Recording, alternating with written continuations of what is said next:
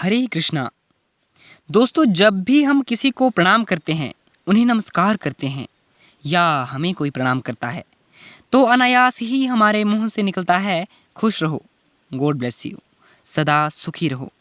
ये जो प्रणाम के उत्तर में हमारे मुंह से निकलते हैं ना, ये कोई साधारण शब्द नहीं है, ये दुनिया के सबसे कीमती शब्द हैं। आजकल हम इन बातों को महत्व न बंद करते जा रहे हैं, पर यकीन मानिए, जो प्रणाम के जवाब में आशीर्वाद हमें मिलता है, वो 100% चमत्कारिक शब्द होते हैं। क्यों यकीन नहीं? तो चलिए एक कथा कहने जा रहा हूँ, बहुत ध्यान से सुनिएगा। दोस्तों, महाभारत का युद्ध चल रहा था। एक दिन दुर्योधन के व्यंग्य से आहत होकर पितामह भीष्म यह घोषणा कर देते हैं कि मैं कल पांडवों का वध कर दूंगा। इस घोषणा का पता जैसे ही पांडवों को चलता है, तो उनके शिविर में बेचैनी बढ़ जाती है। सभी को भीष्म पितामह की क्षमताओं के बारे में पता था, इसलिए सभी अनिष्ट की आशंकाओं से परेशान हो जाते हैं। तभी श्री कृष्ण जी द्रौपदी से कहते हैं कि तुम अभी मेरे साथ चलो। श्री कृष्ण जी द्रौपदी को लेकर के सीधे पितामह भीष्म के शिविर में पहुंच जाते हैं। वो स्वयं तो शिविर के बाहर खड़े हो जाते हैं, पर वो द्रौपदी से कहते हैं कि तुम भीतर जाकर पितामह भीष्म को प्रणाम करो। जैसे ही द्रौपदी ने अंदर जाकर पितामह भीष्म को प्रणाम किया, तो पितामह भीष्म के मुख से द्रौपदी के लिए ये आशीर्वाद निकला, अखंड सौभाग्यवती भव। ये आशीर्वाद जैसे ही पितामह भीष्म के मुख से निकला, उसी क्षण उन्हें स्मरण हो आया कि आज ही तो उन्होंने पांडवों के वध की घोषणा की थी और स्वयं ही उन्होंने द्रौपदी को अखंड सौभाग्यवती रहने का आशीर्वाद दे दिया। तब पितामह भीष्म ने द्रौपदी से पूछा, पुत्री, क्या तुम इतनी रात को यहाँ या श्री कृष्ण यहाँ लाए हैं? तब द्रौपदी ने कहा, जी पितामह, और वो शिविर के बाहर ही खड़े हैं।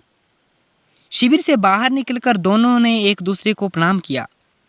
फिर पितामह भीष्म बोले कि मेरे एक वचन को मेरे ही दूसरे वचन देने का काम केवल कृष्ण ही कर सकते हैं। शिविर से वापस लौटते समय श्री कृष्ण जी ने द्रौपदी से कहा कि तुम्हारे एक बार जाकर पितामह भीष्म को प्रणाम करने से तुम्हारे पतियों को जीवन दान मिल गया। अगर तुम प्रतिदिन भीष्म, धृतराष्ट्र, द्रोणाचार्य आदि को प्रणाम करती होती और दुर्योधन, दुशासन आदि की पत्नियां भी पांडवों को प्रणाम करती होती, तो इस युद्ध की नौबत ही न आती। सच बात है दोस्तों, जो हर घर में कलह कलेश का वातावरण रहता है, वो कहीं ना कहीं इस बात के मूल से जरूर जुड़ा है कि हम संस्कार भूलते जा रहे हैं। हम कहीं ना कहीं जाने अनजाने में अपने से बड़ों की उपेक्षा करने लगे हैं। पर एक बात याद रखना कि हर चीज़ पैसे से खरीदी नहीं जा सकती, और ये भी याद रखना कि हर बात का जवाब गूगल से नहीं मिलता। उसके लिए भी बुजुर्गों के पास बैठना पड़ता है, बड़ों के पास बैठना पड़ता है। हमारे शरीर की खुराक के साथ साथ हमारी आत्मा को भी खुराक चाहिए, जो संस्कारों से हमें मिलती है। हम भूलते जा रहे हैं आशीर्वाद के महत्व को। आशीर्वाद एक रक्षा कवच की तरह होता है, जो हर बाधा से हमारी रक्षा करता है। कितनी सुंदर बात कही है किसी ने, प्रणाम हमारा अनुशासन है। प्रणाम हमें आदर सिखाता है। प्रणाम क्रोध मिटाता है। प्रणाम अहंकार मिटाता है।